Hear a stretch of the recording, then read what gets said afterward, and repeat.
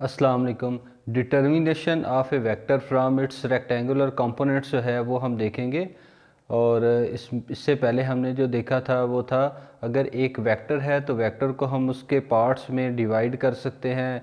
Vector के components बनाए थे, अब उन कंपोनेंट्स को हमने जोड़ना है और एक वेक्टर जो है उसको फाइंड करना है।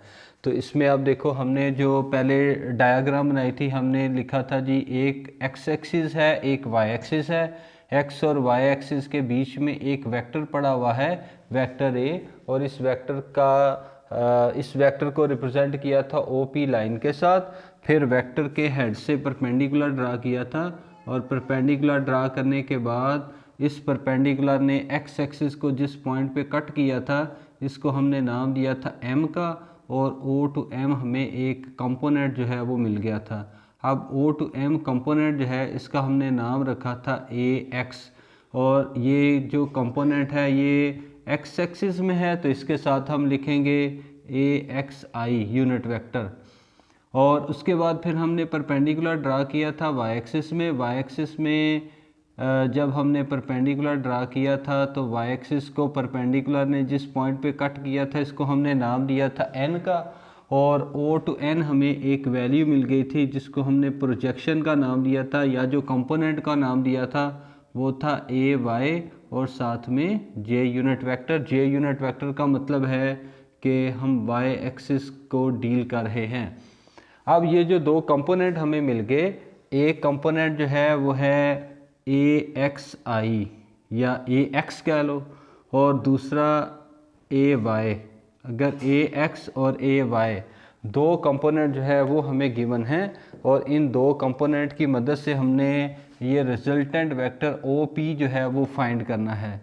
तो वेक्टर को फाइंड करने के लिए हम जो काम करेंगे वो है, वेक्टर के लिए हम वेक्टर के पास जो है वो एक मैग्नीट्यूड होता है और एक डायरेक्शन होता है। और अगर वेक्टर का मैग्नीट्यूड निकालना है तो इस ट्राइएंगल का एक पार्ट जो थीटा की डायरेक्शन में है इसका यूज़ करेंगे, और एक ये जो परपेंडिकुलर पार्ट आ रहा है इसका यूज़ करेंगे। तो अब देखो कि अगर मुझे वेक्टर का मैग्नीट्यूड फाइंड करना है, वेक्टर का मैग्नीट्यूड फाइंड करने के लिए हम यूज़ करेंगे पाइथागोरियन थ्योरम। और पाइथागोरियन थ्योरम हम अप्लाई करेंगे ट्राइएंगल ओ पी एम से।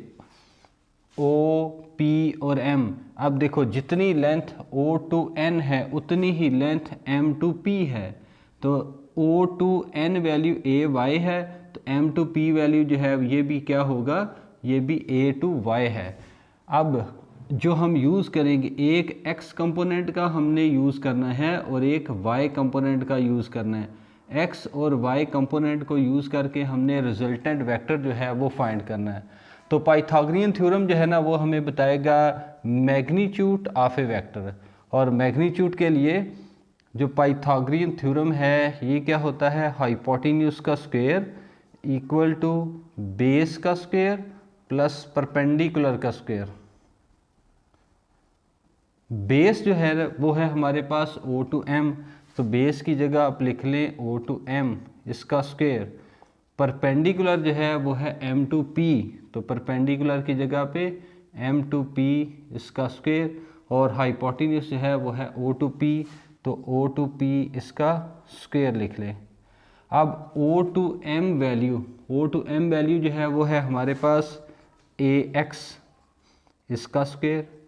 और M to P value perpendicular है, इसको आप नाम क्या दे दो, ए वाई इसका स्क्वायर। और ओ टू पी वैल्यू जो है वो है ए इसका स्क्वायर। अब हमारे पास आया है ए का स्क्वायर, तो हम ए का स्क्वायर नहीं बल्कि हमने ए वेक्टर जो है वो फाइंड करना है, ए वेक्टर का मैग्नीट्यूड फाइंड करना है। तो नेक्स्ट स्टेप में आप बोथ साइड पे स्क्वायर रूट जो है वो ले लें। तो ए एक्स का स्क्वायर प्लस ए वाई का स्क्वायर, स्क्वायर और अंडर रूट कट गया, तो ए की वैल्यू आपके पास आ जाएगी ए एक्स का स्क्वायर प्लस ए वाई का स्क्वायर और फिर whole square root, which is the magnitude of A vector.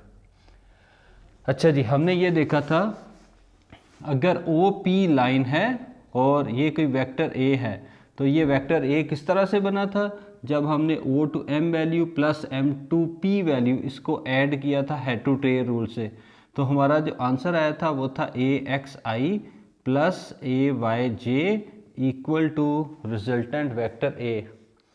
अब देखो कि ये हमारे पास है वेक्टर, और अगर हमें वेक्टर गिवन है तो उस वेक्टर से हमने निकालना है मैग्नीट्यूड।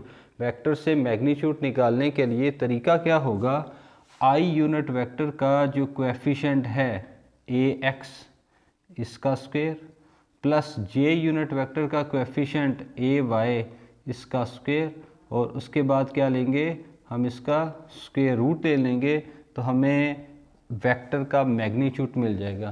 तो ये हमने इसको हल कर लिया जी। अब जो अगला पार्ट है वेक्टर का मैग्नीट्यूड हमने सॉल्व कर लिया। अब हम देखेंगे वेक्टर की डायरेक्शन। तो वेक्टर की डायरेक्शन जो है ये हम बनाएंगे थीटा की मदद से। The angle theta gives direction of A vector.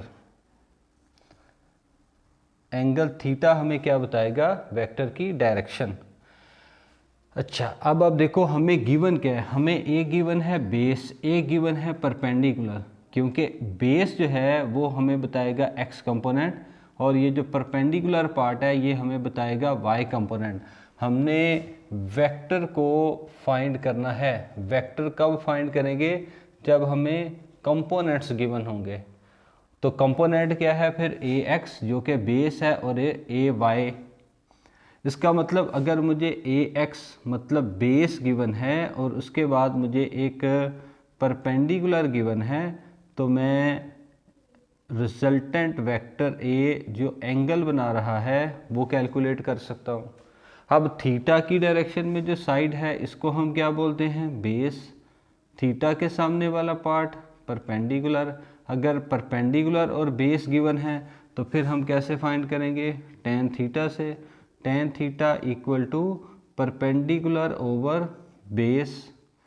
Ten theta equal to perpendicular की value M2P divided by base O2M।